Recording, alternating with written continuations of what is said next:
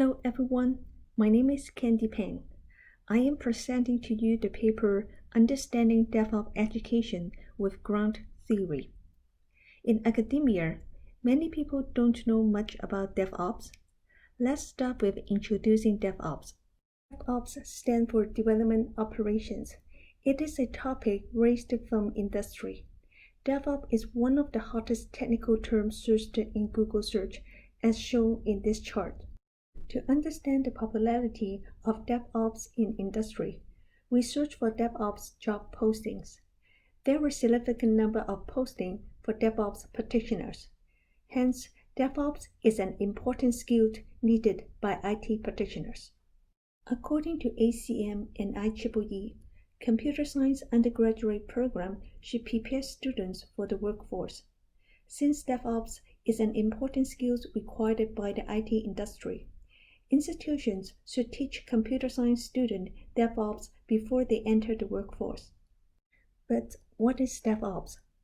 DevOps is not only about technology.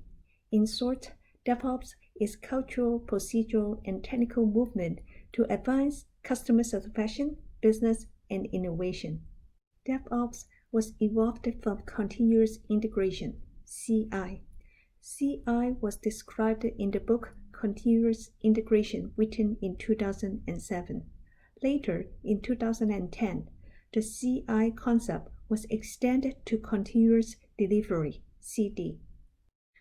From CD, the automated cycle was expanded from development to operations and became DevOps as shown in this model. Therefore, DevOps covers all process from development to operations. Since DevOps covers all things about development and operations, it is very complicated. Civil Labs tried to identify all DevOps related tools and organize them into these periodic tables here. The tools are categorized into 15 categories according to their functionalities. There is no single tool that can be called DevOps tool. When DevOps is so complicated, what are the requirements for DevOps practitioner? Lee have studied DevOps practitioners' job postings in LinkedIn and summarized these 8 DevOps job requirements.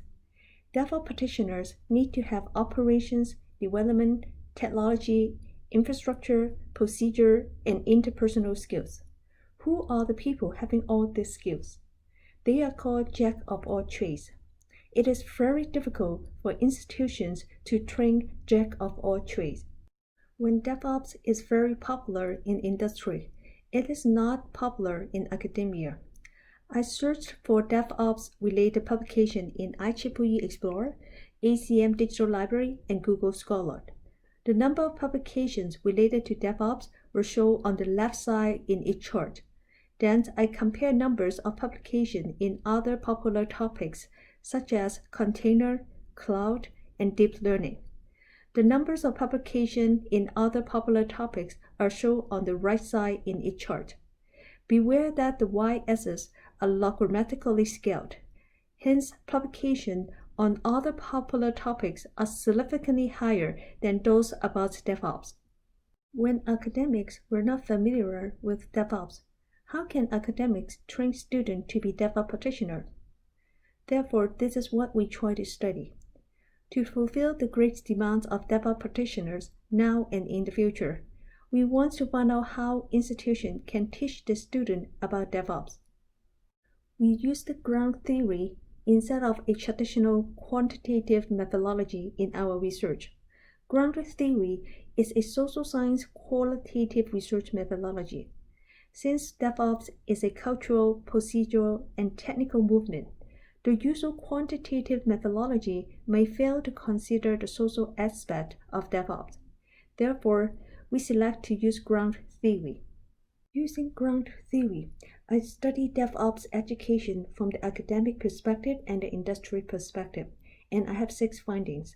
Starting with their academic findings, I reviewed the computer science curriculum of the top 50 institutions in the world, and find that DevOps topics were barely included in computer science curriculum, except software testing. It is possible that the academics were actually teaching DevOps, but the DevOps content were not reflected in the curriculum. Therefore, I tried to survey the academics and talk to them about DevOps teaching. After a month-long effort, I got only 4 responses for my survey, and the academics told me that they were not interested in DevOps at all. It is not likely that they would teach students about DevOps. If academics learn that DevOps can enhance the research project, they may pay more attention to DevOps. Therefore, I interviewed graduate students to see whether they would adopt DevOps in their research project. Unfortunately, the grad students clearly indicate that they would not adopt DevOps. First, they believe DevOps adoption is really difficult. Secondly, they didn't believe adopting DevOps will increase the chance of publication. Then, from the industry perspective, I found that industry is not sure what they want from the DevOps practitioner. I studied DevOps job posting at different job sites. For sure, DevOps practitioners were highly demanded, but the requirements were completely different from company to company. When the industry does not know what they demand, it is hard for institutions to supply. Then, I tried to identify the roles and responsibility of DevOps practitioners in industry. I found a large number of DevOps blogs, research reports, white papers, conferences, communities, and organizations. However, all of them were still trying to define DevOps. Some organizations were trying to define curriculum and certificates for DevOps, but those curriculum are changing significantly from version to version. There is no broadly recognized or de facto curriculum yet. Since there is no defined curriculum, I talked to DevOps experts to find out how they become DevOps experts. They all indicate that education is the least important factor in DevOps education. They have become DevOps experts through on-the-job, hands-on experience. DevOps practitioners need diversified experience with both breadth and depth. Concluding our findings, DevOps is becoming a standard in industry, and DevOps practitioners are in high demand. We employed the ground theory methodology to study the challenge in DevOps education through interview, survey, data collection, and analysis. We find that DevOps is lacking of commonly recognized scope, curriculum, and credential. Roles and responsibility of DevOps practitioners are still rapidly changing. Therefore, institutions cannot provide comprehensive DevOps education. To foster DevOps education, we propose 11 hypotheses in 5 groups. This hypothesis will set the ground about DevOps teaching.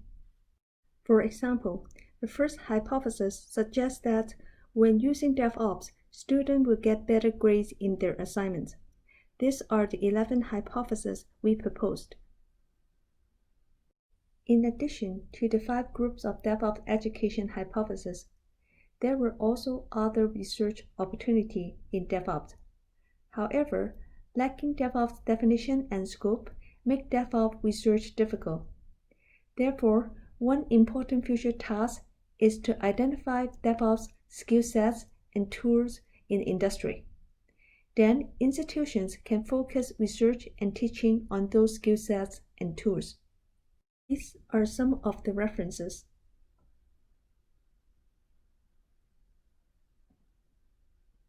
The complete details about the project can be found in my PhD dissertation.